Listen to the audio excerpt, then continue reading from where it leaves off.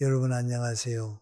오늘 밤 우리는 나를 업신여기는 세상의 무례함 속에서도 결코 흔들리지 않고 오히려 그들로 하여금 나를 존중하게 만드는 깊은 지혜의 여정을 떠나보려 합니다. 창밖으로는 차가운 밤 공기가 흐르고 방 안에는 낮은 조명만이 우리를 비추고 있네요. 누군가에게 무시당했다는 불쾌한 잔상이 머릿속을 맴돌아 잠 못 이루는 그런 밤, 우리는 그저 착하게만 살아서는 안 된다는 사실을 직시해야 합니다. 어쩌면 이러한 세상의 생리를 깨닫지 못한다면 우리는 정글 같은 인간 관계 속에서 자아를 잃고 어쩌면 살아남지 못할 수도 있습니다. 그러니 편안히 자리 잡기 전에 잠시 시간을 내어 좋아요와 구독을 눌러주세요. 물론 제가 여기서 하는 작업이 정말 마음에 드실 때만요. 그리고 지금 여러분이 이 방송을 듣고 계신 곳이 어디인지, 그곳의 현지 시간은 몇 시인지 댓글로 남겨주세요. 조용한 새벽의 도시인지 아니면 아직 활기가 가시지 않은 저녁의 한복판인지 궁금하네요. 자, 이제 불을 끄고 잔잔한 백색 소음을 위해 선풍기를 켜셔도 좋습니다.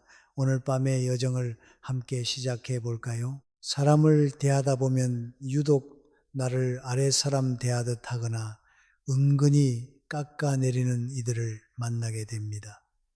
그럴 때 우리는 보통 두 가지 반응을 보이죠. 화를 내며 맞싸우거나 아니면 좋은 게 좋은 거라는 식의 허허실실 전법으로 참아 넘기는 겁니다. 하지만 고전의 지혜는 제3의 길을 제시합니다. 바로 단호하지만 우아한 거절입니다. 옛말에 이르기를 거절할 줄 알면 손해볼 일이 적다고 했습니다. 이 단순한 문장 안에는 인간관계의 핵심적인 역학관계가 숨어 있습니다. 우리가 직장에서 혹은 친구 사이에서 누군가의 무리한 부탁을 들어줄 때 우리는 스스로 나는 참 능력 있고 배려심 깊은 사람이야 라고 자위하곤 합니다. 하지만 비극은 여기서 시작됩니다. 내가 배려라고 생각한 그 행동이 상대에게는 언제든 부려먹어도 되는 편리한 도구라는 신호로 읽히기 때문이죠. 누군가 당신에게 추가 업무를 떠넘기며 역시 이 일은 자네밖에 할 사람이 없어 라고 말할 때 그건 칭찬이 아니라 효율적인 가스라이팅일 확률이 높습니다. 마치 무료 뷔페에 온 손님이 접시를 가득 채우면서 여기 음식이 정말 맛있네요 라고 말하는 것과 같습니다. 기분은 좋을지 몰라도 결국 거덜나는 건 당신의 주방입니다. 여기서 우리는 사회적 태만 소셜 로핑과 인지적 편향에 대한 방어적 기제라는 학술적 관점을 떠올려야 합니다. 인간은 본능적으로 최소한의 에너지로 최대한의 이득을 얻으려 합니다. 당신이 거절하지 않는다면 상대는 굳이 에너지를 써서 당신을 존중할 이유를 찾지 못합니다. 거절은 단순히 안 돼 라고 말하는 것이 아니라 내 영토에 국경선을 긋는 신성한 의식입니다. 국경선이 없는 나라는 침략당하기 마련이죠. 물론 거절하는 게 쉽지는 않습니다. 거절을 하고 나면 왠지 내가 나쁜 사람이 된 것 같고 상대의 기분을 상하게 한 것 같아 잠을 설칩니다. 하지만 재밌는 사실 하나 알려드릴까요? 언어학적으로 보면 아니오노라는 단어는 인류 역사상 가장 먼저 발명된 방어 도구 중 하나입니다. 선사시대 우리 조상들이 독이 든 열매를 권유받았을 때 정성은 고맙지만 제가 요새 다이어트 중이라서요 라고 돌려 말했다면 아마 우리는 지금 여기 없을 겁니다. 생존을 위해 아니오는 필수적이었습니다. 상대에게 인정받고 싶은 욕구는 누구에게나 있습니다. 하지만 그 인정의 대가가 나의 소진과 피로라면 그건 명백히 잘못된 거래입니다. 상대가 분명 나에게 도움을 청한 상황인데도 내가 못하겠다고 말하지 못해 구구절절 설명하다 보면 결국 내가 상대에게 죄를 지은 것 같은 묘한 기분에 빠지곤 하죠. 이건 마치 내 돈을 빌려간 사람에게 언제 갚을 거냐고 묻는 내가 미안해지는 상황과 비슷합니다. 참으로 아이러니한 인생의 부조리죠. 무례한 사람들은 당신의 침묵을 동의로 해석하고 당신의 양보를 무능으로 치부합니다. 그들은 당신이 세운 경계가 낮을수록 더 깊숙이 발을 들여 놓습니다. 그러니 제때 거절하십시오. 거절은 자기 자신과 타인 사이에서 존중의 기둥을 세우는 가장 세련된 기술입니다.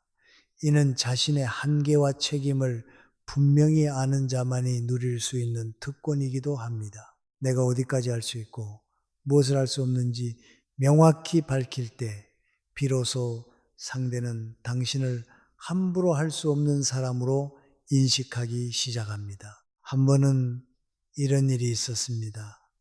제 지인 중에 정말 거절을 못하는 친구가 있었는데 주변 사람들은 그를 천사라고 불렀죠. 하지만 정작 그 천사는 매일 밤 스트레스로 머리카락이 빠지고 있었습니다. 그러다 어느 날 큰 결심을 하고 무리한 부탁을 하는 직장 상사에게 죄송하지만 지금은 제 업무에 집중해야 해서 도와드리기 어렵습니다. 라고 말했답니다. 세상이 무너질 줄 알았는데 웬걸요. 상사는 그래 알았어 하고는 다른 사람을 찾아 떠났습니다. 그날 이후로 상사는 그 친구에게 일을 시킬 때 훨씬 더 조심스럽게 물어보기 시작했습니다. 거절이 오히려 존중을 불러온 것이죠. 사실 우리는 남을 실망시키는 것을 너무 두려워합니다. 하지만 모든 사람을 만족시키려는 노력은 결국 나 자신을 실망시키는 결과로 이어집니다. 당신을 업신여기는 사람이 있다면 그건 어쩌면 당신이 그에게 나를 업신여겨도 좋다는 무언의 허락을 내렸기 때문일지도 모릅니다. 단호함은 차가움이 아닙니다. 그것은 나라는 존재를 지키기 위한 최소한의 예의입니다. 자존심과 한계는 돌이나 쇠로 만들어진 것이 아니라서 자꾸 두드리면 멍이 들고 상처가 납니다. 당신은 평범한 사람이고 상처받으면 아픈 것이 당연합니다. 자신이 싫은 것을 분명히 말하는 연습을 하세요. 세상 모든 사람과 친하게 지낼 필요는 없습니다. 특히 당신의 가치를 알아보지 못하고 이용만 하려는 사람들과는 더더욱 그렇습니다. 그들이 당신의 사생활을 캐묻거나 농담이라는 핑계로 당신을 깎아내릴 때 같이 웃어주지 마세요. 그건 관용이 아니라 자기 학대입니다. 정중하지만 차갑게 그 방식에 동의하지 않는다는 눈빛을 보내는 것만으로도 충분합니다. 당신의 눈빛이 나는 존중받아야 마땅한 존재다 라고 말하고 있다면 무례한 이들은 그 서늘한 기운에 발길을 돌릴 것입니다. 오늘 밤 여러분의 마음속에 있는 그 무거운 거절의 짐을 조금 내려놓으셨으면 합니다. 거절은 끝이 아니라 새로운 관계의 시작입니다. 나를 지키는 선을 긋는 순간 그 선 밖으로 밀려날 사람들은 밀려나고 그 선을 존중하는 진짜 인연들만 남게 될 것입니다. 그것이 바로 흔들리지 않는 삶의 첫걸음입니다. 우리는 가끔 성인 군자 코스프레를 하며 스스로를 파괴하곤 합니다. 누군가 나를 업신여길 때 마음속으로는 피눈물을 흘리면서도 겉으로는 허허 그럴 수도 있지라며 인자한 미소를 지어 보입니다. 하지만 그 미소 뒤에 숨겨진 것은 자비가 아니라 타인에게 미움받을 용기가 없는 나약함일 때가 많습니다. 착한 사람 병에 걸리면 정말 약도 없습니다. 매일 아침 비타민 대신 남의 눈치를 씹어 먹으며 살게 되니까요. 남들이 당신을 존중하지 않는 가장 큰 이유는 사실 당신 스스로가 그들이 당신을 함부로 대하도록 레드카펫을 깔아주었기 때문입니다. 무심코 던진 그들의 무례한 말에 침묵으로 일관하는 것은 자, 내 자존감을 밟고 지나가세요 라고 허락하는 것과 다름없습니다. 이러한 현상을 두고 학계에서는 공리주의적 관점에서 본 자기희생의 한계, 효용, 체감 법칙이라는 표현을 쓰기도 합니다. 내가 타인을 위해 희생을 늘릴수록 처음에는 고맙다는 말을 듣겠지만 시간이 지날수록 그 가치는 급격히 떨어져 결국 당연한 것이 되어버린다는 뜻이죠. 남의 비위를 맞추는 게 인생의 유일한 즐거움이라면 차라리 맛집 블로거를 하시는 게 낫습니다. 최소한 거기는 맛있는 음식이라도 남지 인간관계에서의 헛된 희생은 영혼 없는 키오스크처럼 당신을 텅 비게 만들 뿐입니다. 세상 모든 사람을 만족시키려 애쓰는 것은 마치 고양이를 욕조에 넣고 얌전히 목욕시키려는 시도만큼이나 부질없고 위험한 일입니다. 기억하십시오. 당신은 누군가의 편의를 위해 존재하는 소모품이 아닙니다. 당신에게도 자존심이 있고 명확한 한계가 있습니다. 당신은 길가의 돌덩이나 차가운 쇠붙이가 아닙니다. 무례한 말 한마디에 가슴이 철렁 내려앉고 모욕적인 시선에 밤잠을 설치는 평범하고 소중한 인간입니다. 당신이 불쾌함을 느끼는데도 계속해서 침묵을 지킨다면 상대는 당신이 그 방식을 즐기고 있다고 착각하거나 혹은 당신을 반격할 줄 모르는 만만한 존재로 규정해 버립니다. 무조건 참고 받아들이기만 하는 사람은 성자가 아니라 단지 자기 자신을 돌보지 않는 방임주의자일 뿐입니다. 여기서 아주 사소하지만 흥미로운 잡지식 하나를 공유해 드릴까요? 고대 로마 시대에는 전쟁에서 승리하고 돌아온 장군이 개선 행진을 할 때 그의 바로 뒤에서 노예 한 명이 메멘토 모리 죽음을 기억하라 라고 끊임없이 속삭였다고 합니다. 아무리 승리에 취해 기세등등한 장군이라도 자신이 신이 아닌 필멸의 인간임을 잊지 말라는 경고였죠. 우리 주변에서 나를 업신여기는 교만한 사람들에게도 이런 노예 한 명쯤은 붙여주고 싶은 심정이겠지만 현실은 녹록지 않습니다. 대신 우리가 그 노예의 역할을 해야 합니다. 그들에게 직접 말하기보다는 우리 스스로에게 속삭여야 합니다. 저 사람의 무례함은 나 때문이 아니라 저 사람의 인격 문제일 뿐이다. 나는 흔들릴 이유가 없다라고 말이죠.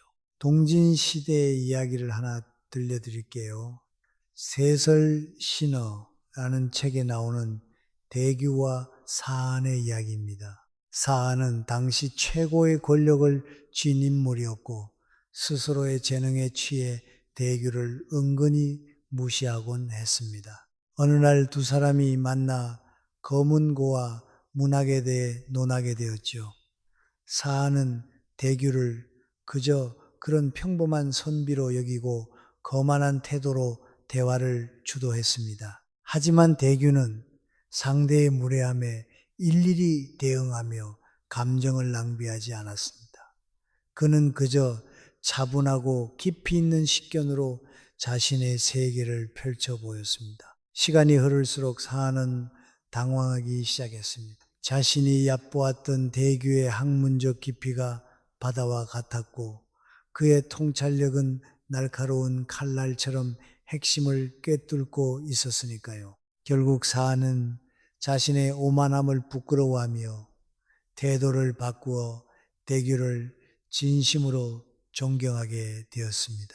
나를 알아주지 않는다고 해서 원망하지 않는다라는 논어의 가르침을 대규는 몸소 실천한 셈입니다. 이것은 단순한 인내가 아니라 자신의 가치를 외부의 평가에 맡기지 않는 높은 수양의 경지입니다. 향기로운 꽃은 깊은 산속에 숨어 있어도 그 향기가 결국 바람을 타고 세상에 전해지는 법입니다. 우리가 진정 실력을 갖춘 사람이라면 누군가 잠시 나를 깎아내린다고 해서 그 본질이 변하지는 않습니다.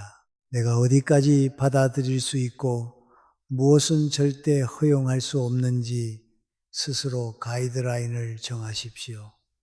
남이 당신을 비하하는 농담을 던질 때 억지로 웃어주지 마세요.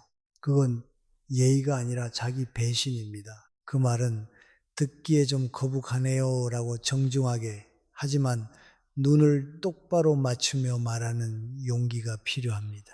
상대가 당신의 사생활을 선 넘게 캐묻는다면 대답 대신 그저 찻잔을 들어올리며 자리를 피하세요. 침묵은 때로 수만 마디의 말보다 강력한 경고가 됩니다. 자기 입장을 분명히 밝히는 행위는 상대에게 나는 존중받아야 할 권리가 있으며 예의 있게 대우받아야 하는 사람이다 라는 강력한 메시지를 전달하는 것입니다. 이것은 이기주의가 아닙니다. 건강한 자아를 유지하기 위한 방어권 행사입니다. 남의 사랑을 갈구하기 전에 먼저 자신을 아끼고 존중하는 법을 익히십시오. 내가 나를 귀하게 여기지 않는데 누가 나를 귀하게 여겨 주겠습니까? 세상의 모든 소음으로부터 잠시 귀를 닫고 당신 내면의 목소리에 집중해 보세요. 당신이 정말 중요하게 생각하는 가치가 무엇인지, 당신의 감정이 지금 무엇을 외치고 있는지 말입니다. 타인의 평가는 바람과 같아서 언제든 방향이 바뀔 수 있습니다.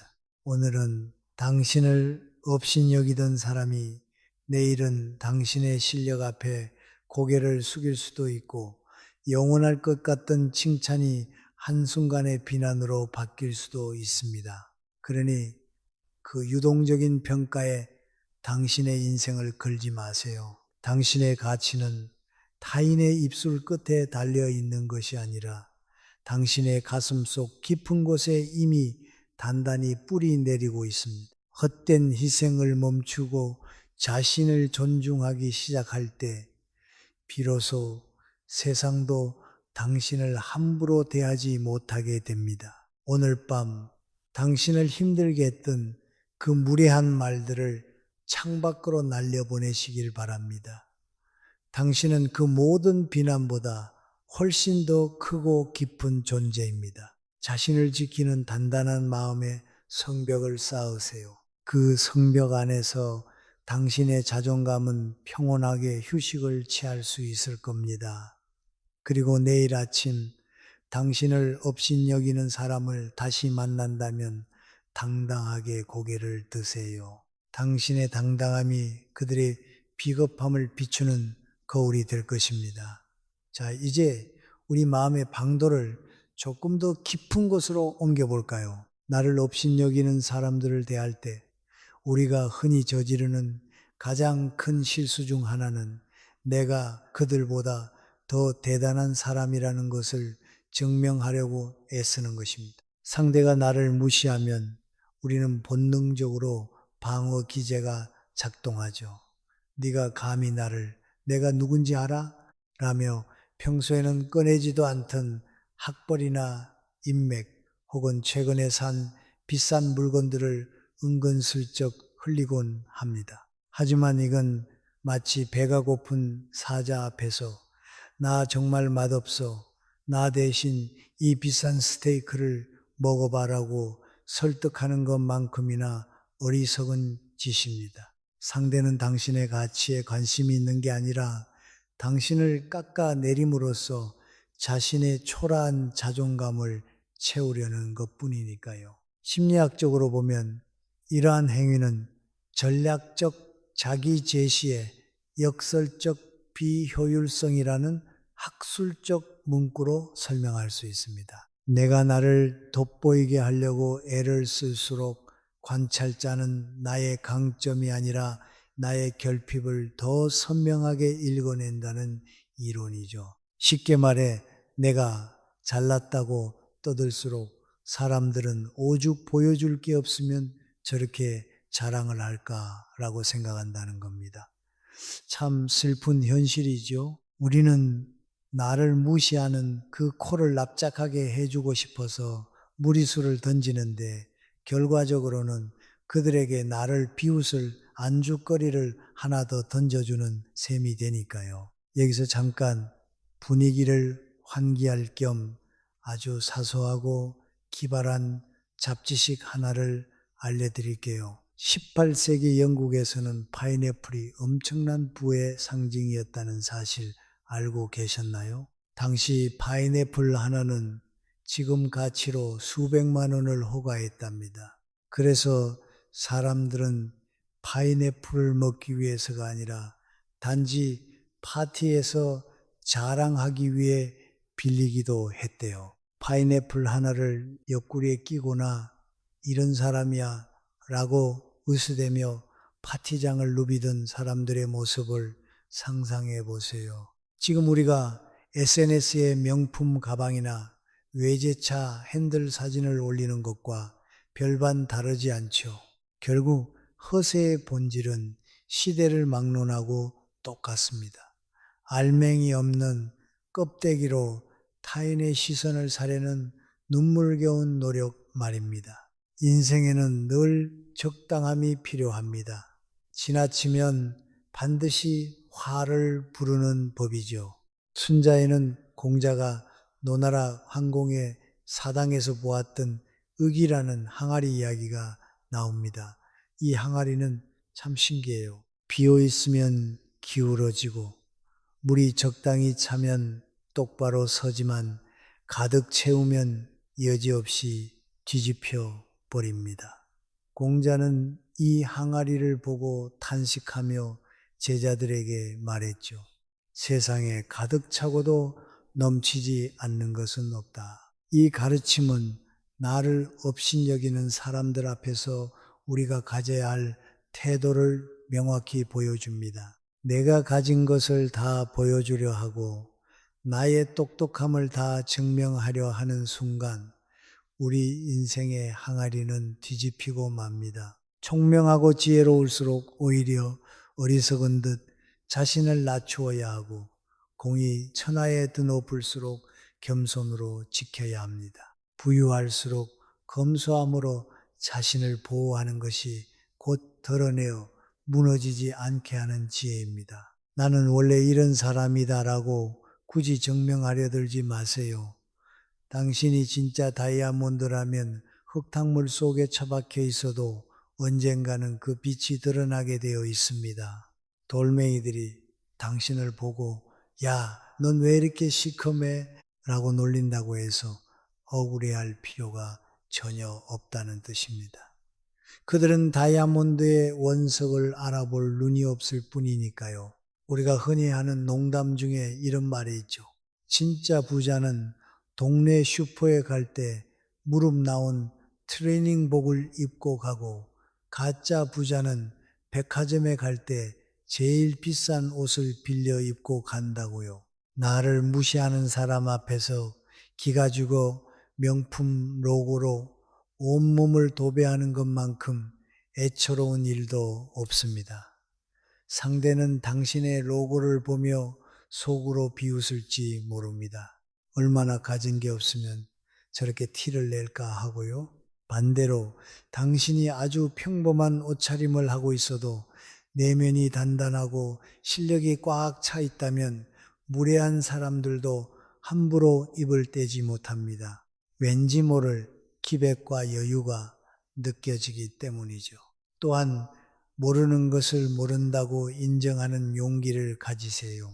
아는 체하며 횡설수설하는 것보다 그 부분은 제가 아직 잘 모릅니다 라고 솔직하게 말하는 편이 훨씬 더 당당해 보입니다. 헛되이 아는 체하다가 나중에 미천이 드러나면 그때야말로 당신을 업신여기던 사람들에게 완벽한 공격 빌미를 제공하게 됩니다. 그럴 줄 알았어. 겉만 번드르르하지 속은 텅 비었구먼이라는 소리를 듣고 싶지 않다면 과감하게 당신의 빈틈을 인정하십시오. 모르는 것을 아는 것이 진짜 아는 것이라는 공자의 말처럼 자신의 무지를 인정하는 순간 당신은 상대보다 한 차원 높은 경지에 서게 됩니다. 가짜 학벌, 가짜 재산, 온라인상의 허세, 이런 것들로 쌓아올린 성벽은 모래성보다 약합니다. 진실한 사람이 되십시오. 사실에 맞는 말만 하고 보태지도 빼지도 마세요. 허풍을 떠는 순간 당신의 인격은 가벼워지고 무례한 사람들은 그 가벼움을 비집고 들어와 당신을 조롱합니다. 반대로 당신이 묵직하게 진실만을 말한다면 그들은 당신을 공략할 틈을 찾지 못해 결국 스스로 물러나게 됩니다. 가끔은 이런 농담도 필요하겠죠.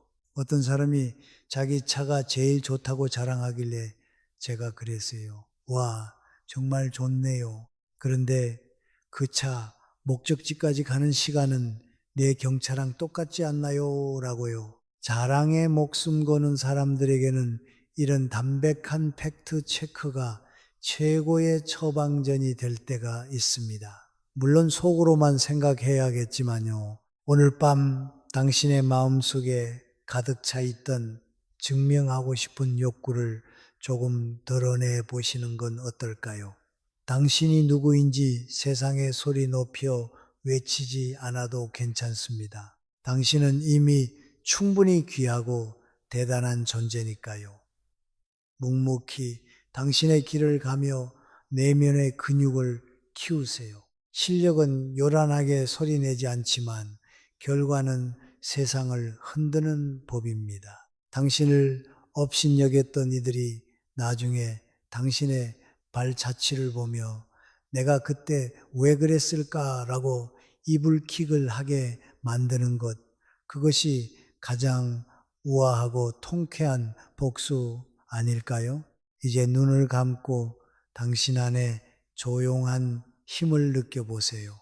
요란한 빈 수레가 되지 말고 깊이를 알 수 없는 고요한 호수가 되시기를 바랍니다. 그 호수에는 그 어떤 무례한 돌멩이가 던져져도 잠시 파문일 뿐 금세 다시 평온을 되찾을 테니까요. 우리가 누군가에게 얕보이는 이유를 곰곰이 따져보면 의외로 그 시작점은 거울 속에 나 자신에게 있을 때가 많습니다. 정확히는 우리 얼굴의 절반 아래쪽에 위치한 그 작은 구멍, 바로 입 때문이죠. 옛말에 화는 입에서 나온다고 했습니다. 이 짧은 문장은 인류가 수천 년간 피 흘리며 터득한 생존의 법칙입니다. 우리가 지나치게 옳고 그름을 따지려 들고 모든 대화에서 이기려 하며 사소한 우열을 가리려고 입술을 달싹이는 순간 상대는 우리를 존중하기보다는 피곤한 사람 혹은 가벼운 사람으로 분류해 버립니다. 침묵은 때로 가장 강력한 웅변이 되지만 많은 이들이 정적을 견디지 못해 불필요한 말을 내뱉다가 자신의 가치를 스스로 깎아먹곤 하죠. 이런 현상을 학술적으로 분석해보면 의사소통의 화용론적 비대칭성과 관계적 비용의 상관관계라는 문구로 정리할 수 있습니다. 쉽게 말해 내가 내뱉은 말의 양과 질이 상대방이 수용하는 방식과 어긋날 때 우리는 그 관계를 유지하기 위해 예상치 못한 막대한 감정적 부채를 떠안게 된다는 뜻입니다. 제가 가끔 엘리베이터에서 만나는 이웃 중에도 그런 분이 계세요. 짧은 층수 이동 시간 동안 어색함을 참지 못해 어머 오늘 옷이 좀 과하시네? 어디 파티 가세요? 라며 묻지 않은 평가를 던지는 분들 말이죠. 그럴 때면 저는 속으로 생각합니다. 차라리 날씨 이야기를 하시지 아니면 그냥 저랑 같이 숫자가 바뀌는 것만 구경하시던가요. 침묵을 메우려 던진 그 한마디가 상대에게는 무례함의 화살이 되어 돌아온다는 사실을 그분들은 왜 모를까요? 옛사람들은 자손들에게 인생에서 절대 하지 말아야 할 4가지 어리석음을 강조하며 입조심, 행동조심을 가르쳤습니다. 첫째가 바로 중매서기입니다. 요즘처럼 결혼정보회사가 데이터를 분석해주는 시대에도 남녀 사이 연결해주기는 참 힘든 일인데 옛날에는 오죽했겠습니까?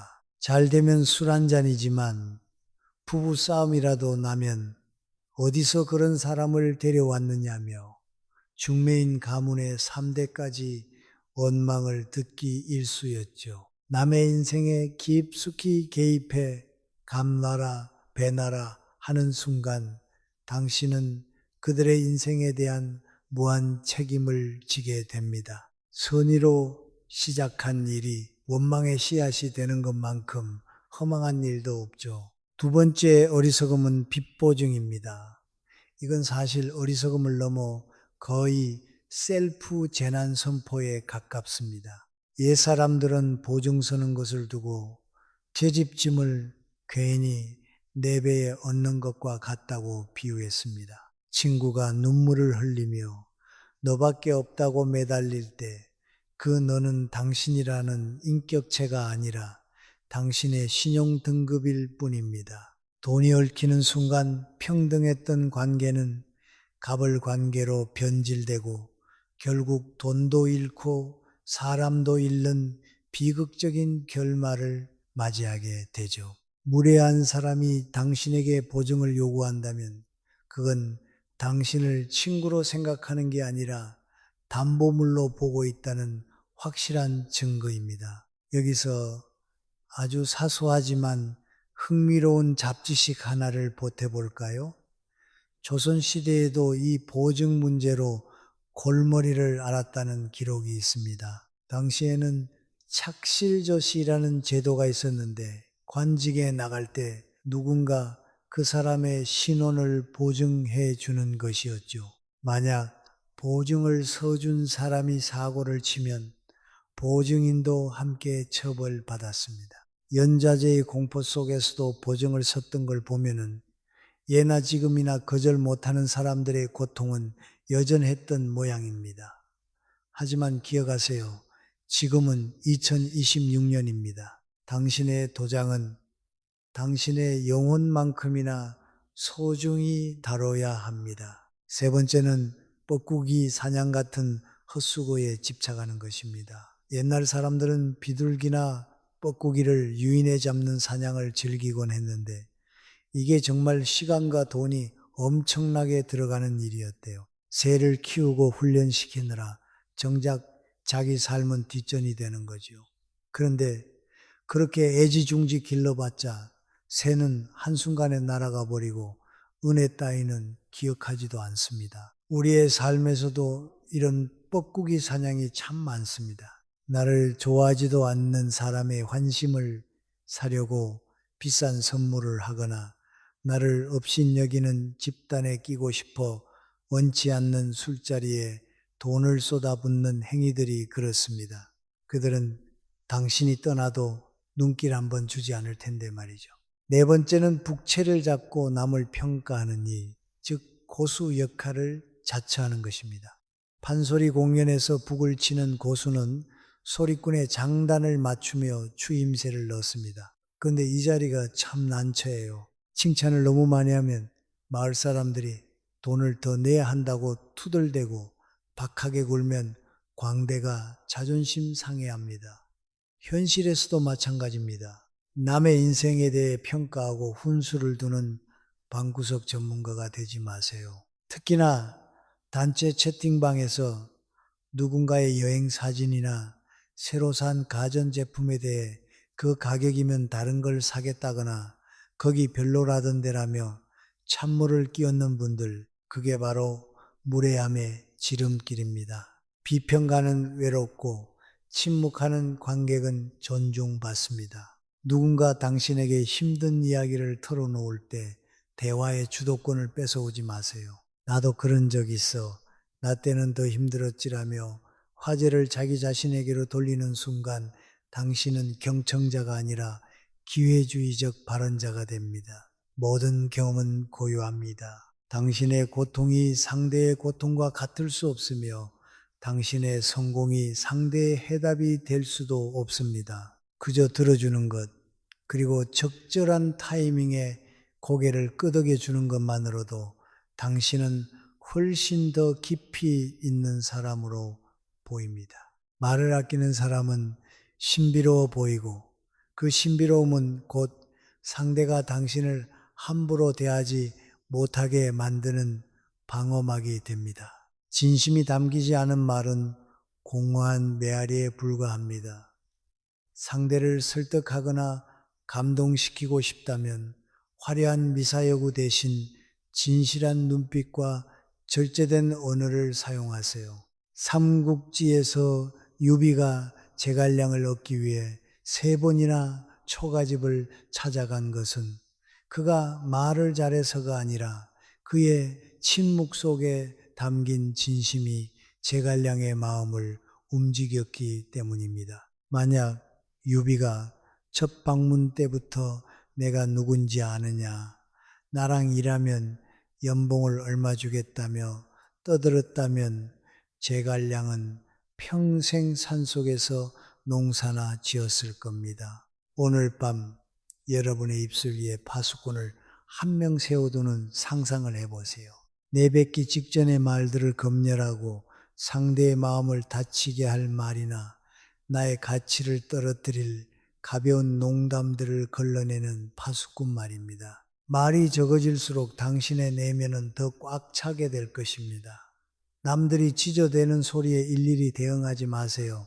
좋은 개는 짖는 소리가 우렁찬 개가 아니라 주인을 지킬 줄 아는 충직한 개입니다. 당신의 침묵이 무례한 자들에게는 가장 무거운 경고가 되고 소중한 사람들에게는 가장 따뜻한 위로가 되기를 바랍니다. 자, 이제 우리의 긴 여정도 어느덧 종착역을 향해 달려가고 있습니다. 지금까지 우리는 무례한 세상을 향해 방패를 들고 검을 휘두르며 나를 지키는 법을 배웠죠. 하지만 진정한 고수는 결국 그 모든 무기를 내려놓고 가장 단순한 모습으로 돌아가는 사람입니다. 여러분의 머릿속은 지금 어떤가요? 어쩌면 내일 만날 그 무례한 인간에게 무슨 말을 할지, 오늘 내가 했던 실수는 무엇인지 수십 개의 브라우저 탭을 띄워놓은 것처럼 복잡하진 않으신가요? 사실 우리를 가장 힘들게 하는 건 나를 업신여기는 그 사람이 아니라 그 사람의 말 한마디를 뇌 속에서 수만 번 리플레이하며 스스로를 고문하는 우리 자신의 생각입니다. 짝사랑하는 사람의 자니? 라는 문자 한 통에 밤새 의미를 부여하며 소설 한 권을 쓰는 것보다 나를 무시한 사람의 비웃음을 곱씹으며 복수극을 구상하는 게 우리 정신 건강에는 훨씬 더 해롭습니다. 이런 심리적 과부하 상태를 학술적으로 접근해 보자면 존재론적 복잡성의 단순화와 심리적 엔트로피의 감소에 따른 자아탄력성 회복이라는 문구로 정의할 수 있습니다. 쉽게 말해 머릿속에 쓰레기를 비울수록 우리 마음의 스프링은 더 탄탄해진다는 소리죠. 현대인들은 낮은 차원에 머물수록 더 자극적인 것, 더 복잡한 것, 더 화려한 것에 집착합니다. 남들보다 더 비싼 음식을 먹고 더 시끄러운 곳에서 자신을 과시해야만 비로소 살아있음을 느끼죠. 하지만 경지가 높은 사람일수록 삶은 담백해집니다. 그들은 남의 시선이라는 감옥에서 탈출해 자신이 진짜 원하는 것이 무엇인지에 집중합니다. 여기서 잠깐 사막의 생존 전문가인 낙타에 대한 사소한 잡지식 하나를 알려드릴까요? 많은 분이 낙타의 혹 속에 물이 가득 차 있다고 생각하시지만 사실 그 혹 속에는 물이 아니라 지방이 들어 있습니다. 낙타는 이 단순한 지방 덩어리 하나로 수천 킬로미터의 뜨거운 모래밭을 견뎌내죠. 우리 인생도 마찬가지입니다. 화려한 장식품이나 복잡한 인맥이 우리를 지켜주는 게 아니라 내면에 축적된 단순하고 단단한 에너지가 우리를 끝까지 걷게 만듭니다. 아메바 같은 단세포 생물도 뇌는 없지만 먹이를 찾는 최적의 경로를 찾아내는데 만물의 영장이라는 우리가 복잡한 생각 때문에 길을 잃어서야 되겠습니까?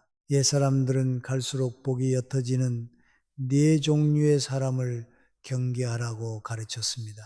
첫째는 생각이 너무 많은 사람입니다. 지나간 일에 집착하고 오지 않은 미래를 걱정하느라 현재의 복을 다 깎아먹는 부류죠. 둘째는 체면을 지나치게 중시하는 사람입니다. 싫어하는 사람들에게 잘 보이고 싶어서 영혼까지 끌어모아 대출을 받고 명품을 휘두르는 모습 참 눈물겹지 않나요?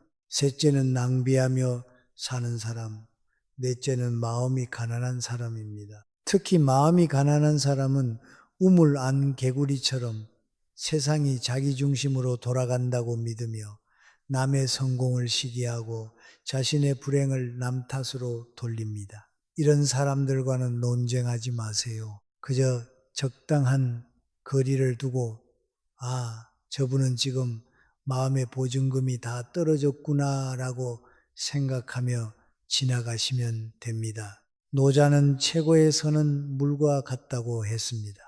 물은 만물을 이롭게 하면서도 결코 다투지 않습니다. 낮은 곳으로 흐르며 거친 돌을 만나면 유연하게 비켜가고 결국엔 거대한 바다를 이룹니다. 나를 업신여기는 사람이 돌멩이처럼 앞을 막아선다면 물처럼 그냥 흘러가 버리세요. 그 돌을 깨뜨리겠다고 정으로 내리치다가는 당신의 손만 아플 뿐입니다. 온화함은 비굴함이 아닙니다. 그것은 세상을 품을 수 있는 가장 강력한 부드러움입니다. 강한 척하는 사람일수록 속은 텅 비어 있는 경우가 많고 진짜 강한 사람은 굳이 목소리를 높이지 않아도 주변을 압도하는 고요한 기운을 풍깁니다. 또한 복은 하늘에서 뚝 떨어지는 게 아니라 스스로 만들어가는 것임을 잊지 마세요. 진목공의 사라진 말 이야기처럼 나를 해치려 했던 백성들에게 오히려 술을 내어준 그 자비심이 결국 전쟁터에서 자신의 목숨을 구하는 기적을 만들었습니다. 작은 선행을 쌓는 것은 저축과 같습니다. 이런 것 좀 한다고 뭐가 달라지겠어? 쉽겠지만 물방울이 모여 바위를 뚫듯 당신의 선한 기운은 언젠가 거대한 행운의 파도가 되어 당신에게 돌아올 것입니다. 물론 복을 받겠다고 계산적으로 착한 척 하는 건 사절입니다. 맹자가 말했듯 물이 낮은 곳으로 흐르는 것처럼 자연스럽게 우러나오는 선함이야말로 진짜입니다. 복권 당첨되게 해달라고 비는 것보다 오늘 옆 사람에게 건네는 따뜻한 말 한마디가 당신의 운명을 바꾸는 더 빠른 지름길입니다. 여러분, 세상이 가끔은 미친 것처럼 보일 때가 있을 겁니다. 열자에 나오는 이야기처럼 온 세상 사람이 검은 것을 희다고 우기면 나 혼자 희다고 말하는 게 오히려 미친 사람 취급을 받을 수도 있죠. 하지만 세상이 아무리 미혹 속에 있다 해도 당신만은 정신을 바짝 차리고 본래의 참된 모습으로 돌아가야 합니다. 어릴 적 배우지 않으면 늙어서 어찌하랴 라는 말처럼 인생은 꿈결같이 짧습니다. 남들의 시선에 매여 다투고 빼앗으며 살기에는 우리에게 주어진 시간이 너무나 아깝습니다. 남이 나를 어떻게 보든 그건 그 사람의 숙제일 뿐 당신의 문제가 아닙니다. 이제 남을 업신 여기는 사람들 때문에 흔들렸던 마음을 추스르세요. 그들은 당신의 인생이라는 연극에 등장하는 아주 사소한 엑스트라일 뿐입니다. 주인공인 당신이 엑스트라의 대사 한마디에 대본을 고치고 눈물을 흘릴 필요는 없죠. 당신의 삶을 더 단순하게, 더 명쾌하게 만드세요. 좋아하는 사람들과 맛있는 것을 먹고 깊은 잠을 자고 자신이 옳다고 믿는 일을 묵묵히 해나가는 것. 그것이 바로 세상 그 누구도 당신을 함부로 대하지 못하게 만드는 최고의 수양입니다. 여러분의 얼굴에 자비롭고 온화한 기운이 감돌기 시작할 때 무례한 자들은 감히 당신의 곁에 다가오지 못할 것이며 진기한 인연들이 보석처럼 당신의 곁을 채우게 될 것입니다. 오늘 밤 우리는 참 긴 길을 함께 걸어왔습니다. 제사, 나를 지키는 거절의 법부터 스스로를 존중하는 마음, 허세를 걷어내고 실력을 쌓는 법, 입술에 파수꾼을 세우는 지혜, 그리고 마지막으로 단순함 속에 깃드는 큰 복에 이르기까지 말이죠. 이제 여러분의 마음 속에 소란스럽게 몰아치던 감정의 파도들이 조금씩 잦아들었기를 바랍니다. 창밖의 밤은 더 깊어졌고 방 안의 공기는 한층 부드러워졌네요. 누군가 당신의 가치를 몰라보고 무례하게 굴었던 기억들은 이제 저 멀리 어둠 속으로 흩어지게 내버려 두세요. 그들은 그저 지나가는 바람일 뿐입니다. 당신은 뿌리 깊은 나무처럼 그 자리에 단단히 서서 내일 아침 떠오를 새로운 태양을 맞이할 준비만 하시면 됩니다. 무거운 어깨를 내리고 팽팽하게 당겨졌던 마음의 줄을 느슨하게 풀어주세요. 당신은 오늘 하루도 충분히 애썼고 있는 그대로 충분히 아름답습니다. 이제 제가 드리는 마지막 인사는 가장 부드러운 속삭임이 되어 여러분의 귓가에 머물 것입니다. 따뜻한 이불 속에서 당신의 영혼이 안식을 취하기를, 그리고 꿈속에서는 그 누구의 방해도 받지 않는 평화로운 숲길을 거닐기를 기원합니다. 내일 눈을 떴을 때는 오늘보다 조금 더 가벼워진 마음으로 당신을 존중하는 세상과 마주하게 될 거예요. 오늘도 함께 해주셔서 감사합니다. 여러분의 밤이 그 어느 때보다 고요하고 깊은 평온으로 가득 차길 바라며 저는 여기서 이만 인사를 드리겠습니다. 부드러운 어둠 속으로 천천히 눈을 감아 보세요. 평안한 밤 되세요.